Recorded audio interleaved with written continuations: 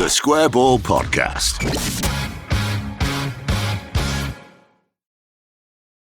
Well, hello there and welcome to the show. Dan here from The Square Ball, along with Phil Hay from The Athletic, who we will speak to in just a minute or two. A quick reminder that our show is brought to you in association with West Yorkshire Electrical, fully accredited electrician, and now they do roofs as well.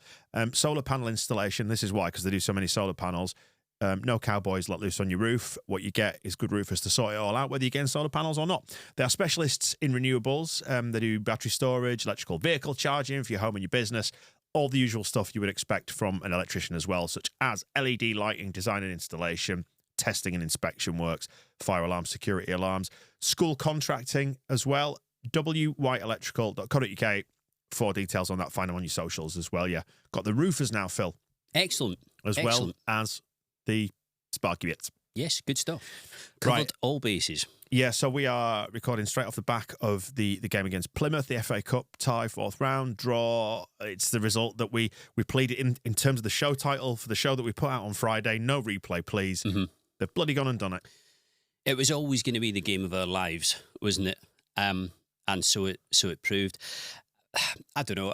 I was watching Maidstone beat Ipswich, which is obviously exactly what they hope for from the FA Cup every season, to keep the theme of magic going. And I suppose it's a little bit like, David Brent in The Office when he's talking about Dolly Parton, and what's the phrase he uses, or the line he uses: if you want the rainbow, you've got to put up with the rain. I guess if you want Maidstone beating Ipswich, you've got to put up with Leeds against Plymouth, really, which was kind of how it was.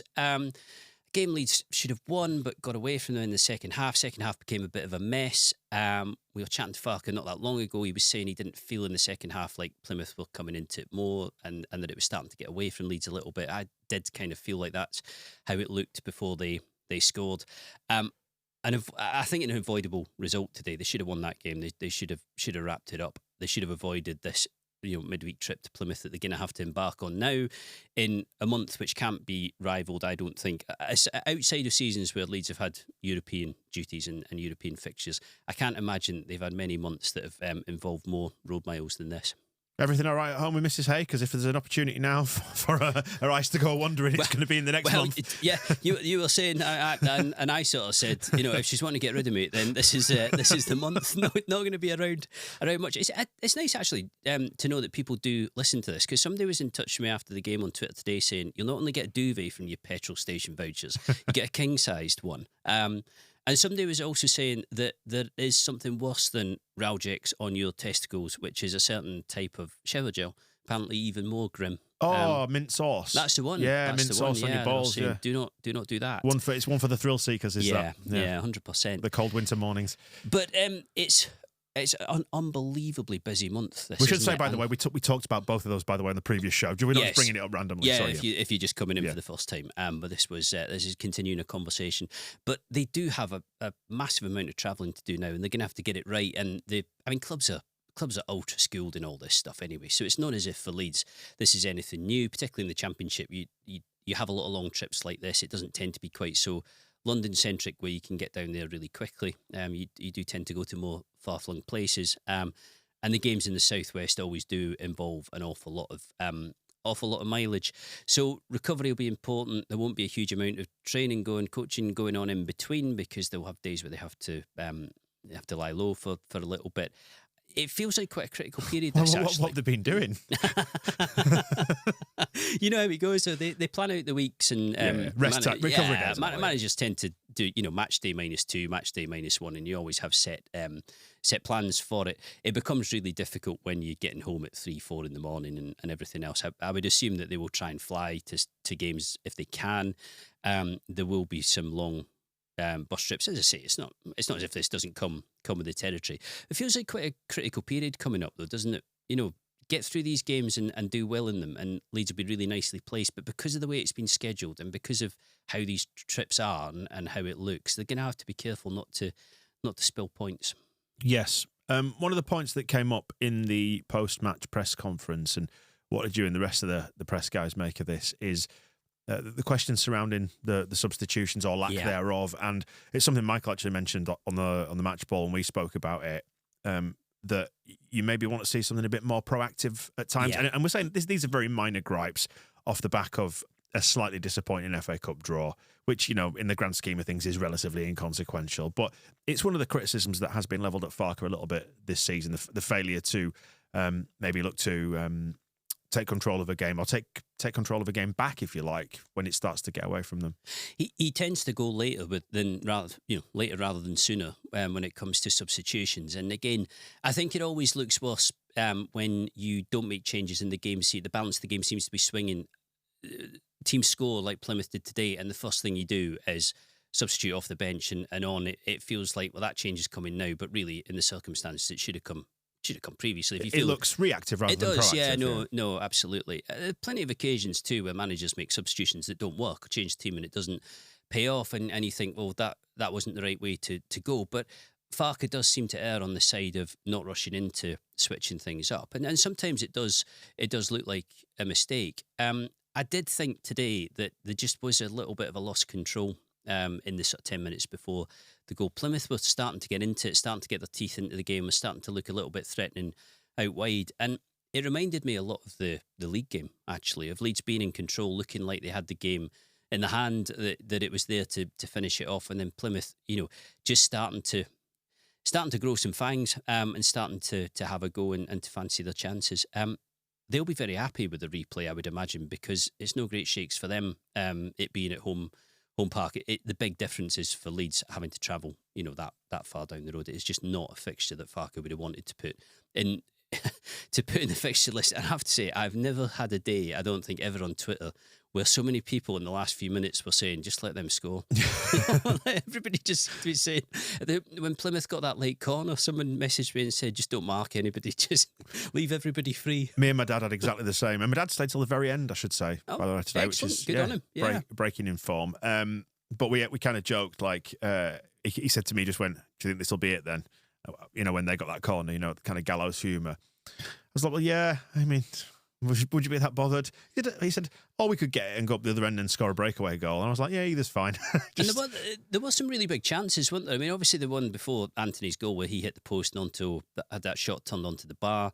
The late one from Bamford where him and Joseph went for the same ball. And again, that seemed unmissable from the distance out, but it's gone past the post. I think the opportunities were there for Leeds to nick it, definitely. But I think that was the thing that really annoyed Farke afterwards, or that disappointed him afterwards, was that they didn't put it away when they could have done. And when they were in good shape in the game, it got ragged. Plymouth took advantage of that. And I kind of felt that given the way the second half went, that Plymouth were probably worth a draw in the end. Just going back to that question of the lack of changes or the timing of them, when that was asked in the press conference, was there any sort of defensiveness from Daniel Farke around discussing that? Because it has been brought up more than once now. Is he at all getting annoyed by it? Or? I don't think annoyed, but I think he knows what we're getting at, and he knows what the prevailing view is. And I think on particular days like today when it doesn't work, and when it feels as if the changes have come too late, his answer to it was that he didn't think Plymouth were growing into the game. He thought all that happened was that Leeds missed chances, didn't kill the game off, so Plymouth started to think there might be something in this for us. I almost feel like that equates to the same thing, of Plymouth starting to take more risks and to push further forward. They were definitely better in the second half than they had been in the first. And I don't know about you, but I felt like they were posing more of a threat, and they were looking far more in the game before they scored than they had been, certainly before half time, when it was pretty much all Leeds and Leeds were well on top. So yeah, and it's not the first time that the substitutions have come under discussion either. I think quite a lot about, if I know we sort of shouldn't ever get ahead of ourselves, but if Leeds do go up, what it would be that would have to change, what it would be that would have to work slightly better, what it would be that would have to be proven either from players or from coaching staff or from Farke himself. And I think game management in the Premier League, when you're not one of the sides with the biggest budgets or the strongest squad, is so important. I think even like a day like Wednesday, when Leeds didn't give much away against Norwich, actually, even though Norwich had loads of possession, didn't give too many chances away. But even though you're under the cosh and you feel like you're getting swamped slightly and you can't get hold of the ball, Leeds have so much quality in that side by championship standards that they can suddenly produce something out of nothing, and that gets you out of a difficult situation. I think that's far more difficult to do in the Premier League. And it will be a much bigger test at that point. But it's always hard to pick fault, isn't it? Because the form's been good since the turn of the year. It's a frustration today, but I suspect it's more of a frustration because of what this adds to the fixture list. Yeah. You know, it's not Huddersfield away, is it? It's miles and miles down the road to Devon. I'd rather draw this home game than the one through the week. Let's put it that way. Absolutely. And also, Preston. I think, Preston felt like a bit of a watershed moment in that it would have been another result that Leeds couldn't have afforded. Because of the fact that they are chasing, as opposed to being one of the teams who are being pursued. And I suppose in the grand scheme, it wasn't Maidstone at home either, was it?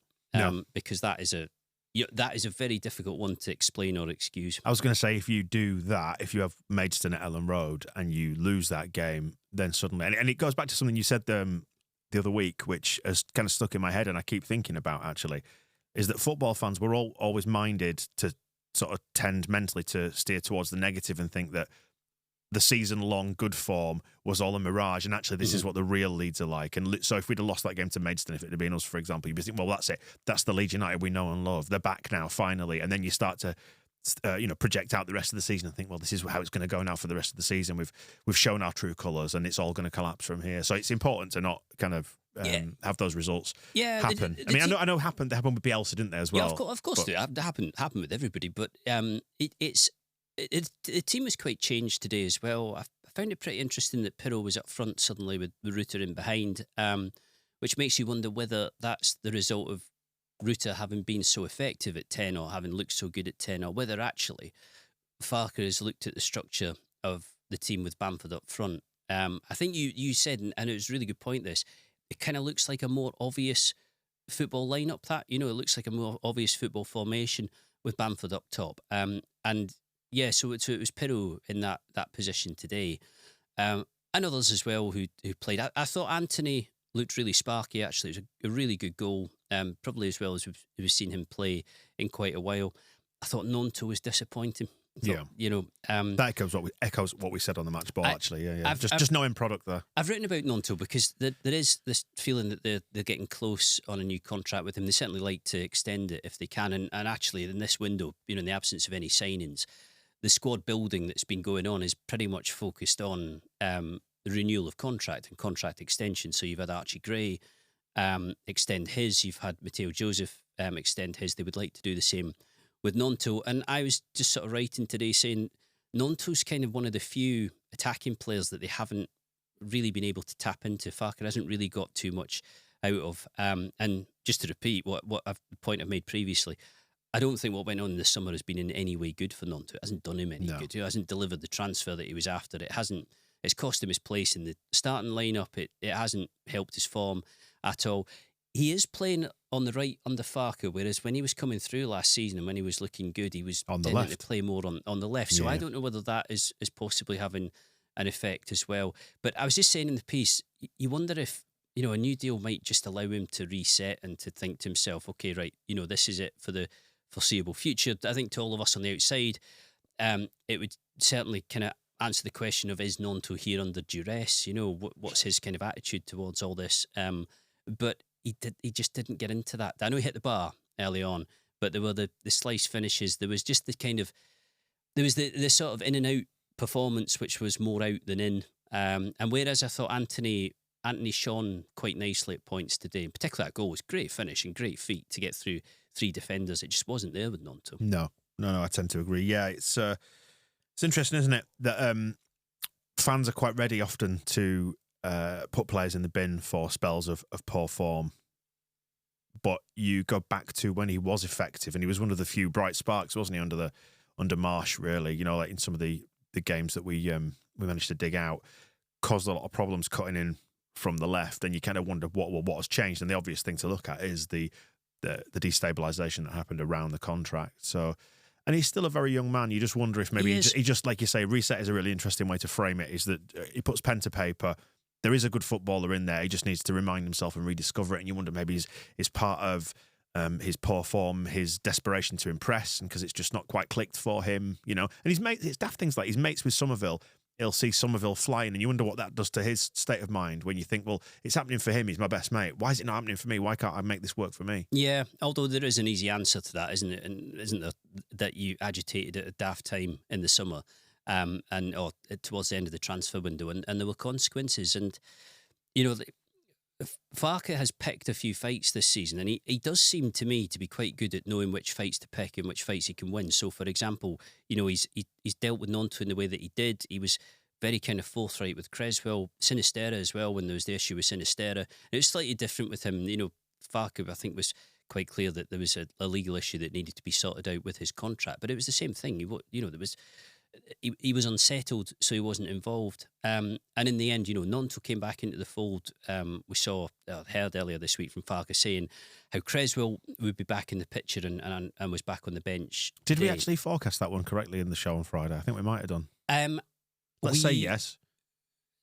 I forget what we said on Thursday now. Yeah, let's say yes. Thursday. People will correct us. I was going to say it was Thursday it was recorded. It came out on Friday just to avoid confusion. Yeah, we were ahead of the press conference. I think we basically said this is going to have to get resolved at some point over the next few days, because otherwise you end up with a scenario where he doesn't go because there's no move, but he doesn't get re-involved, and that doesn't really work for anyone. I mean, there's part of you, the cynic in you, wonders if there's a little bit of convenience in this, in the sense that Creswell doesn't want to be doing nothing for the next 4 months, and it doesn't look like there's a transfer appearing through the mist. Farke obviously still has this question mark over Strike, which makes spare centre-backs, and I know they play on different sides, but makes spare centre-backs more important again. So to that extent, it works. But even so, he's kind of challenged Creswell to get back involved if he's going to, and to show that he wants to. And Creswell has, you know, so in the same way as Gnonto kind of came back into the camp, it's repeated itself. And as I say, he seems to know which fights to pick, Farke, and which ones he can win. And it's a risky business, that, because if you get it wrong, you know, it can really upset the dressing room. If you get it right, I think it helps to hold the dressing room together. But yeah, Gnonto, he's only 20. He's still involved with Italy. You know, eye on the Euros, is a really good footballer. I just think he's been derailed, really, hasn't he, by what went on in August? Yeah, with the pair of them, it reminds me of that excellent meme. It's the graph on the whiteboard of fuck around versus find out. Yeah, which is ultimately what that boils down to, doesn't it? Yeah. They fucked around and now they found out. Absolutely. And I think, and as in found out who's in charge. Yeah, and when we were talking on earlier this week or last week about Farke being very kind of honest and open about it publicly, about his reasons for doing it with both of them, and particularly Creswell, I think it's the right thing to do as long as it's properly handled and it's done in the right way, because it lacks credibility eventually, doesn't it, if you're pretending there's no issue when there clearly is. Yeah. Well, busy old week coming up, Phil. Transfer deadline day is actually on Thursday, according to our research. Thursday night, 1st of February, just ahead of the Bristol City game. We're talking about season-defining things. Next 3 or 4 days, are they going to be season-defining? Are they going to decide whether Leeds go up, stay down? You know, how risk-averse are the 49ers? What's the financial situation? It's very intriguing, isn't it? It is, because you can tell when Farke speaks. They didn't really have anything to add on it today, and the answers have been pretty much the same all the way through January, haven't they? That he would like players in certain positions where there's clearly not quite enough depth, but he isn't making much secret of the fact that financially it's not too easy, and also I think the bigger issue is persuading players that they're going to get any meaningful game time here, which they could conceivably, because, say for instance, Strike is out for longer than Farke would like him to be, or if there's injury in a certain position, then absolutely they could get into the team. But I think the odds and, you know, common sense probably tells quite a few players looking in from the outside that the team's fairly settled, and even allowing for days like today, the form's been really good right the way through, and he does definitely have players who he trusts and who he relies on pretty regularly. So it hasn't been easy to this point, and certainly today, no sign of anything developing rapidly. And as I was saying, you know, the things that have happened so far have basically been contract extensions. That's where the work on the squad has happened, with the exception of the outgoings of Ayling and Spence. But there would be no doubt, if the window closed as the squad is at the moment, that they'd be going out of it weaker than they came in, which is not ideal and is not great. And in the grand scheme, that might not matter and that might not happen. But I think what it does is it leaves you open to the criticism if there is a problem or if things go wrong or you find yourself short in an area that you could have covered. It's like a form of insurance, isn't it, if you like? It basically is. I suppose the difficulty is if, and we've said loads of times that they are basically fishing in the pond of Premier League players who could be available on loan because they're not getting much game time with the parent clubs at the moment. I suppose if persuading them to come is tricky, because of what you're actually able to promise them. You run the risk, don't you, of getting relegated to play a list of players that you don't really want or you don't particularly think are good enough. I find it hard to believe that there's nobody out there that Leeds can't get who would help them. But we're getting really close to the deadline now, and we saw Farke before the Plymouth game, and I sort of said he kind of hinted himself that he really wasn't sure. He was kind of two minds about whether or not anything was going to happen. And I said to him, you got feeling that you might well go out of this window without anything added to the squad? And he didn't want to say yes, and he didn't say yes. He said, there's no point sort of putting a percentage likelihood on it of us signing anybody. But you knew that at that point he wasn't able to say with any conviction, we will definitely do business. So we'll see where we go. Well, we're into the two keepers on the bench territory in that game. Birmingham so revisited. Is that a sign? Is that a message, or are we reading too much into that? Well, he was asked that afterwards. Is that a kind of pointer towards how few players you have at the moment? And he made the effort, I think, to say to us, look, it's not it's not two fingers at the board or anything like that. He said, we just are short of players. Somerville had an adductor issue, if you can believe that. I can. Yeah. A lot of people have been in touch about abductor versus adductor. It turns out we were corrected, weren't we? I know you retweeted it. Do you have the hand to name of the person who did it by any chance? I don't, unfortunately. While we talk about it, I'll scroll down, see if I can find your retweet. But it was somebody who said that there is actually an abductor as well as an adductor, and they're in the same part of the old torso. Yes. Close by one another. But an abductor is something else. Yes. As well. Yeah, and it sounded like adductor, which would be the kind of groin area for Somerville, but it didn't sound particularly serious. Parker was hoping he'd be back for the Bristol City game, which I'm pretty sure he will be. So yeah, like they are down on numbers. Gray was missing today. No Dan James either. It's not a huge squad, and particularly on the right side of defence, you do think that a signing there would make total sense. Yeah, it's the obvious one, isn't it? Yeah, it's the obvious it one. is. Just with reference to the Gray family as well, we should send our absolute deepest sympathies to Eddie and all the family, because Stuart Gray died aged only 50. Yeah, over the weekend. Very young man with a big family. They're just such a lovely bunch, the Grays. I've known Eddie and Linda for years and years.